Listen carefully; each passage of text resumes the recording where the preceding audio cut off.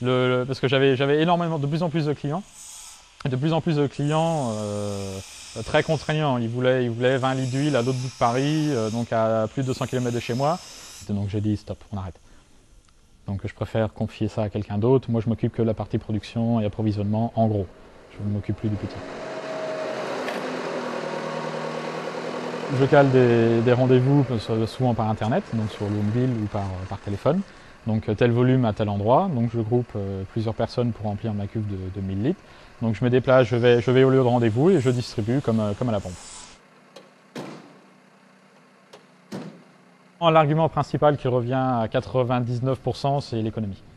On est moins cher que du litre de gasoil. C'est du circuit court, donc on passe directement par le producteur. Bon, il y a quelques-uns qui sont écolos et donc qui l'achètent par souci de pollution. Mais bon, ça reste relativement minime. On a de la livraison, on a un certain nombre de gens qui livrent sur les régions, sur les zones des citadins.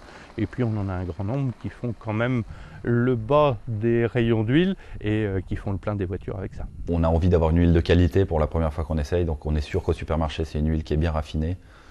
On va aller acheter une dizaine de bouteilles, on va les mettre dans le réservoir, on essaye, on voit que ça marche. Mais ensuite, c'est vrai que c'est quand même relativement contraignant. Il y a le fait que jeter à la poubelle 50 bouteilles à chaque plein, c'est pas très écologique, surtout que ce sont des bouteilles qu'on ne peut pas recycler. C'est un plastique qui ne peut pas être recyclé. Donc beaucoup après abandonnent et essayent de s'approvisionner auprès des agriculteurs ou de faire du recyclage. Alors en ville, évidemment, c'est beaucoup plus simple de faire du recyclage, il y a des restaurants partout. C'est très facile de trouver un restaurateur, voire deux, qui peuvent fournir 15 litres par semaine, quelque chose comme ça, et de couvrir une consommation personnelle. Donc Roule-ma-Frit, c'est une association qui s'occupe de récupérer les huiles végétales usagées des restaurants, snacks ou collectivités pour les réutiliser comme biocarburant en exclusivité ou en mélange avec le gasoil. Il y a une loi qui date de 1975 qui oblige les restaurateurs à éliminer leur huile par des entreprises agréées, donc à ce moment-là il faut qu'ils payent, ou alors les emmener eux-mêmes dans les déchetteries. À ce moment-là ça leur prend du temps. En général, ils ne veulent pas s'embêter ni avec l'un ni avec l'autre, donc ils mettent directement dans les égouts, où ça encombre les stations d'épuration, ou alors ils mettent dans les bidons, dans les poubelles, ou là ça va dans les décharges, ou dans les incinérateurs, etc. Donc un produit inutile. Les adhérents collectent eux-mêmes leurs huiles usagées. On les rassemble, on les met dans des grosses cuves de 1000 litres. Ces huiles, on les laisse décanter pendant 2 semaines. Et au bout de 2 semaines, on filtre ces huiles par le dessus. Et on passe dans une succession de filtres qui va de 60 microns à 1 micron. À partir de 1 micron, l'huile est suffisamment filtrée pour être utilisée directement comme carburant. Donc là, on va récolter de l'huile nous-mêmes en tant qu'association avec un salarié pour fournir des associations, des entreprises qui sont dans la même démarche que nous ou des collectivités si elles veulent essayer. Je roule à 120 km par jour pour me rendre sur mon lieu de travail. Et vu que les payes ne manquent pas, je décide d'alléger aussi mon porte-monnaie et faire attention à l'environnement. Donc on peut ajouter 30% d'huile dans n'importe quel moteur diesel l'été. Voilà.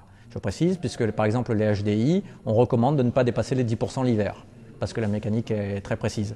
Par contre, les moteurs TDI encaissent mieux la carburation à l'huile, par exemple, ou aussi les moteurs ancienne génération, D, TD, GTD, etc. Celles-là, sur certains moteurs, on peut aller jusqu'à 50% si on est équipé d'une pompe Bosch. Et ensuite, avec des adaptations, on peut aller jusqu'à 100%, comme la 405 de l'association, par exemple. Je roule à 50% gasoil, 50% huile recyclée. Je trouve que j'ai un meilleur couple en roulant de cette façon-là, ce qui paraît un peu bizarre, mais concrètement, c'est ce qui s'est fait. J'ai changé un filtre à huile au bout de 2000 km, c'est ce qu'on préconise pour éviter qu'il y ait trop de saleté qui s'accumule au niveau de la pompe. Et puis voilà, j'ai aucun souci jusqu'à maintenant. Je ne pourrais pas vous dire exactement combien de kilomètres j'ai fait, mais à chaque plein, j'ai pas de surprise, quoi.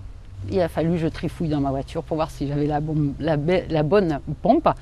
En effet, j'ai la bonne pompe, vu que ma voiture est quand même ancienne, elle est de 95. C'est un vieux diesel. Et j'ai la bonne pompe, alors je peux me fournir à 30% sans rien changer à mon moteur. L'adhérent repart à peu près avec la même quantité d'huile que ce qu'il a apporté, et donc à partir de là, il doit s'acquitter de frais de filtration. Donc ça revient à 30 centimes par litre pour les adhérents qui récupèrent. Dans ces 30 centimes, nous on provisionne 10 centimes par litre pour la promotion des transports écologiques.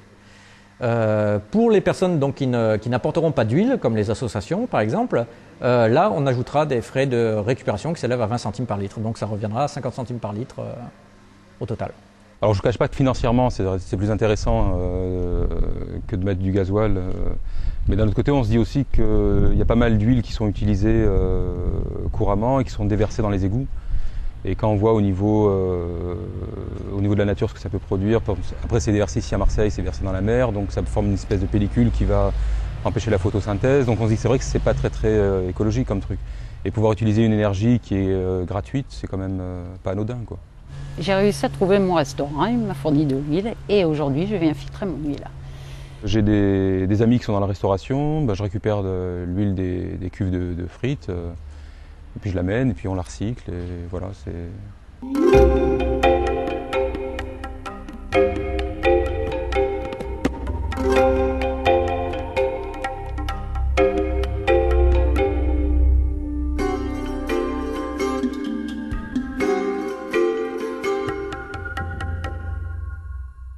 Il faut bien savoir que l'huile végétale n'est qu'une des alternatives et on ne pourra jamais couvrir l'ensemble des besoins, loin de là même des besoins en carburant qu'on a aujourd'hui.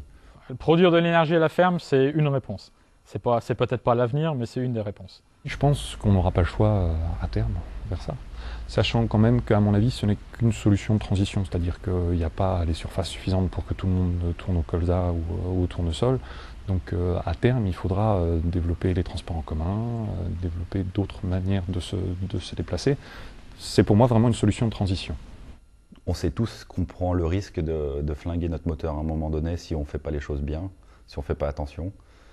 Mais on essaye. On ne va pas remplacer le pétrole. C'est donner une possibilité économique à l'agriculture. Et la protection de l'environnement aussi en même temps. Au départ, c'était très localisé, enfin très local sur Marseille, les environs. Et puis après, il y a des réunions qui ont été faites au niveau national. Je me suis rendu compte qu'il y avait vraiment un réseau qui était ici dans toute la France, voire l'Europe. On a croisé des gars qui venaient de Belgique et qui roulaient à l'huile avec... non, de Suisse.